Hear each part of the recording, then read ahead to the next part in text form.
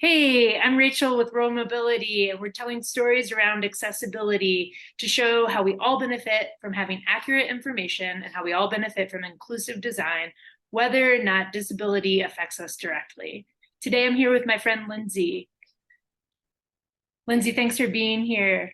Let's start. Would you tell us how disability affects your life? Yeah, thanks, Rachel. Happy to be here. I have a pretty personal connection in the sense that my mom has been a wheelchair user for about 8 years now.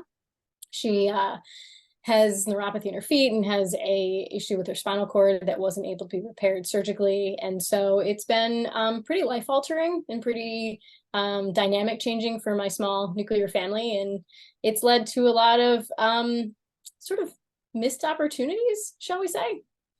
Yeah, I know about that for sure. Yeah. Um, has there ever been a specific time that or maybe multiple instances where not having either information around accessibility either was incorrect or wasn't even available at all that affected your family? Yeah, so all the time. Feels like whenever we're trying to go out to dinner or plan trips and vacations to different spots, we're constantly thinking about, um, is it accessible for my mom and her chair? And so, when we're looking up a place, especially different restaurants, I live in a pretty historic area with a lot of river towns, and they have beautiful historic restaurants and hotels, but sometimes they're just not at all accessible because of those historic buildings, and other times they'll have a little icon on something and it says they're accessible, but I just don't trust it because Yeah.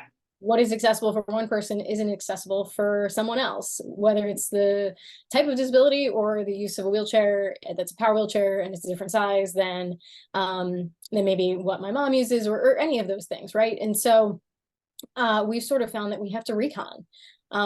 We'll go out and we'll go to that restaurant ahead of time, and we'll kind of be like looking around, and I'll do my scanning to assess, is this a good place? Is my mom going to get too anxious coming here? Is there accessible parking that's legitimately accessible and close? That's going to be able to be a big enough parking spot with good clearance for her to transition in and out of the wheelchair? Is there ease of entry at different access points? Where would they put us in a dining room? Are there only high tops in certain spaces? Yep. Learned to hate the high top in my life. And so it's really just trying to kind of get almost hyper vigilant and thinking about the spaces and analyzing them ahead of time to say, okay, yes, this is a place my parents come to visit. We can go, or definitely not. Like this is that missed opportunity, like that we're just never going to be able to bring mom here because they don't have a ramp or they don't have an accessible enough bathroom. They have a bathroom on the second floor. Okay. Wow, that's great in a Yeah. historic A lot of Victorian. bathrooms on Like, second floors and basements. yeah, and like, okay, I get it. It's a historic structure.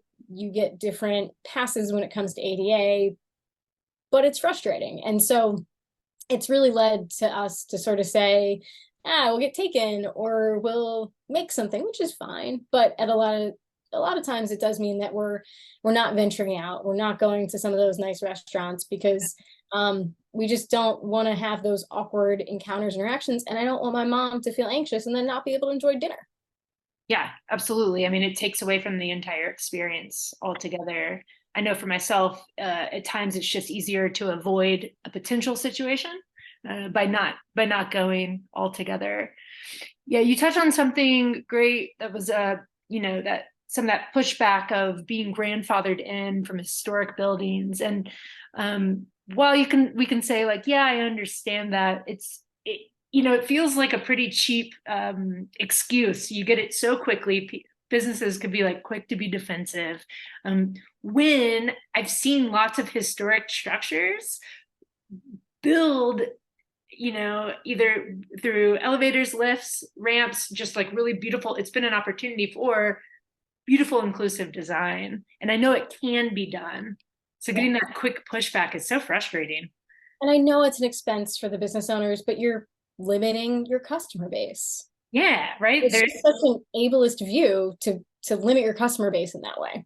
absolutely 1 in 11 people in America have a mobility issue, and you act like this is like an entire demographic without any buying power. Like we market to everything else, right? Like also we want to be, you know, have the ability to be taken advantage by capitalism, all the same. Dollar spends the same way. Exactly, exactly. I think it's really beautiful, of course, that you've taken on so much of the research and for your mother, because of course you want your mom to feel included. She's part of your family. But I know that's, I mean, it's taxing for the disabled individual, but it's taxing on you as well. Yeah, it's just that additional like planning, thinking, worrying, and with all of us in my family being some degree anxious, it's just like that one more thing to think about. And so it is limiting. It does lead to missed opportunities because sometimes it's just like, oh, we don't have the bandwidth. Let's just order. Like, and it's, you know, it's not that that isn't a fine option, but it is those missed opportunities. It is those missed experiences that then sort of when you reflect on it, you go, it's just annoying. It sucks. Yeah, yeah. And it's just, you know, exclusion and isolation in today's society just also like further adds to the mental health crisis that we find ourselves in, right? And so, Absolutely. especially like for disabled individuals, having that piece of inclusion and that ease of getting out is it's just so important. It's Mhm. crucial to having quality of life. What would it mean for you to have accurate information that you could trust, right? Like we could look at a rating, we're not sure if it's reliable, but what if there were a reliable rating, if there was a space for that? What would it mean for you and your family to be able to get out and have that information? Yeah, it would just relieve and alleviate so much of that anxiety, the worry, the hypervigilance of even me having to be the one to make the assessments if the information is already out there. And then if it's coming from within the disability community or allies, then it's like, oh, okay, so it's not the restaurateur or the owner or the manager being like, yeah, we're accessible. Right, right. You can trust it a lot more, and they're probably a lot more specific in looking at things from a disability lens as opposed to, yeah, we have one step. That's not a big deal, right? Right. You know, yeah, to I yeah, do know you want lots of really young, adventurous wheelchair users, and myself even included. One step, whatever, bump me up, I'll bump down, not a problem. yeah, for my But 70-year-old mother.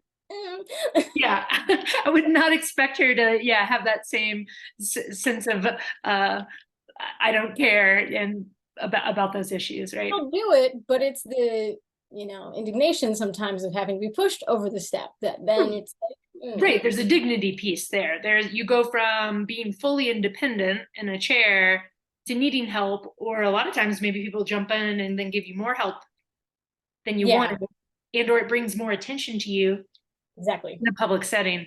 Yeah, Yeah. yeah. The dignity is an important piece. Well, we're trying to create a foster a community of improved social awareness around disability. We want everybody to start looking through the lens of somebody with a mobility issue or any other specific need. You know, disability, of course, isn't, you know, right now, while our app is really kind of geared towards people with mobility issues, we hope to grow into a space that kind of incorporate all the niches that disability encompasses. You touched on that earlier too, that like everybody's unique needs are so individualized, which is what makes, you know, inclusive design always a challenge to like plan for everybody's needs.